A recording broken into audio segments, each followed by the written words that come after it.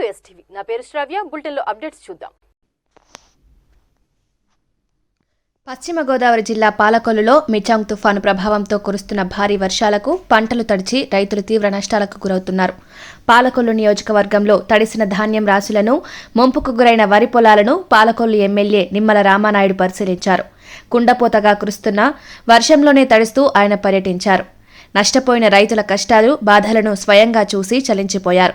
జోరు వానలో తడిసిన ధాన్యాన్ని కాపాడుకునేందుకు రైతులు పడుతున్న కష్టంలో ఎమ్మెల్యే రామానాయుడు మమేకమవుతూ పారచేతబట్టి బార్లు తీసి బరకాలపై నుండి పోతున్న వర్షపు నీరును బయటకు తోడారు. పాడిపోయిన వరి పొలాల నుండి నీరు కాలువలకు వెళ్లేలా పలు సూచనలు చేశారు. రైతుల చేతికి అందాల్సిన పంటను పూర్తిగా కోల్పోయామని ఎమ్మెల్యే నిమ్మల వద్ద రైతాంగం ఆవేదన వ్యక్తం చేశారు. ఈ సందర్భంగా మీడియాతో మాట్లాడారు.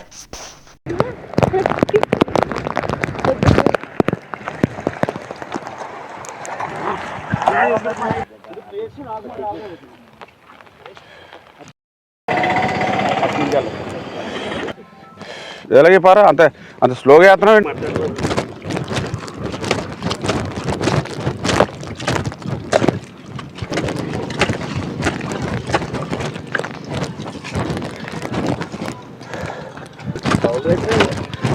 రైతులుగా అలా నిన్న లేపారంట, వెనక పడతేస్తుంది. లేపు లేపు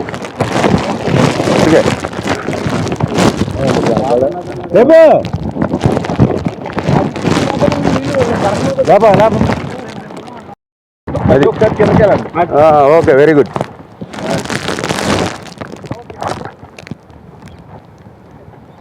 ఓకే, నువ్వు వెనక రాకూడదు.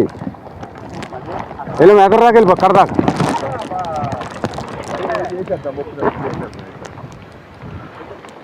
ఓకేరా, రేపు వద్దామని చెప్దాం కలిసి.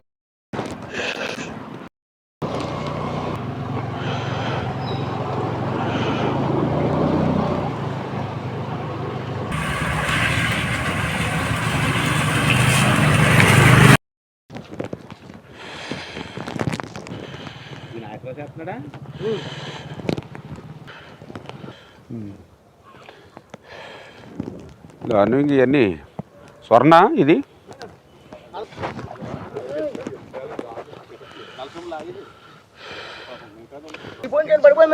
పర్లేదు, ఇది కింద తప్పు అయిపోద్ది.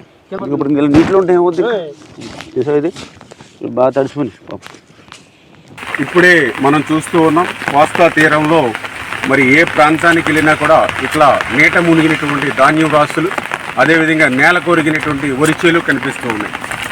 ఈ నిన్న మొన్న కలెక్టర్ గారు లేదా సబ్ కలెక్టర్ గారు లేదంటే ప్రభుత్వం ఉన్నటువంటి అధికారులు, ప్రభుత్వ నాయకులు నిన్న స్పందించి నిబంధనలు సడలించాము అని నిన్న చెప్తూ ఉన్నారు.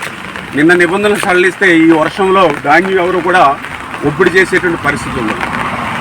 ఈ నెల 2-3 తారీఖుల్లో పెను తుఫాను ఈ యొక్క కోస్తా మీద ప్రభావం చూపుతుందని గత నెల 23వ తారీఖునే చెప్పినటువంటి స్థితిలో ఈ ముఖ్యమంత్రి అయితే ఖచ్చితంగా ఒక వారం రోజుల క్రితమే రివ్యూ పెట్టుకుని అన్ని రకాలైన నిబంధనలు సడలించి ఎక్కడ ధాన్యాన్ని అక్కడ ఒబ్బడి చేయమని ఆయన ఆదేశాలు ఇచ్చి ఉండవలసింది. అదేవిధంగా నిన్న నేను చూశాను టీవీల్లో, పేపర్లో ఏదో జిల్లాలకి ప్రత్యేకమైన అధికారులు నియమిస్తున్నామని. ఒక పక్కన తుఫాను మరి వెనుముప్పు వేళ కోస్తా మీద ఉంటే మరి అప్పటికప్పుడు నిన్న ఏదైతే అధికారులని నియమించామని నిన్న చెప్పారు.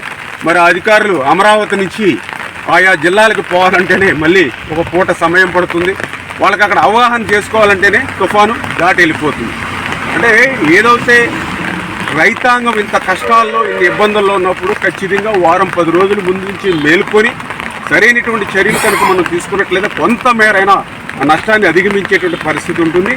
మరి ఇప్పటికైనా ఈ ప్రభుత్వం వెనువెంటనే ఆ రంగు మారినా, మొలకెత్తినా లేదా ఆయొచ్చినా ఎటువంటి నిబంధనలు లేకుండా తేమ శాతం అనే నిబంధన తొలగించి తనకు నచ్చినటువంటి మిల్లులో, తనకు నచ్చిన చోట, నచ్చిన సమయాన్ని అమ్ముకునేటువంటి విధంగా ఆ నిబంధనలన్నీ తొలగించాలి. ప్రభుత్వం వెనువెంటనే ఆ రైతాంగాన్ని ఆదుకోవాలి. అదేవిధంగా పడిపోయినటువంటి వరిచేలు ఏవైతే ఉన్నాయో అవి కోతకు కూడా పనికొచ్చేటువంటి పరిస్థితి లేదు. ఇప్పటికే ఎకరానికి 40,000 రూపాయలు పెట్టుబడి పెట్టి ఉన్నారు.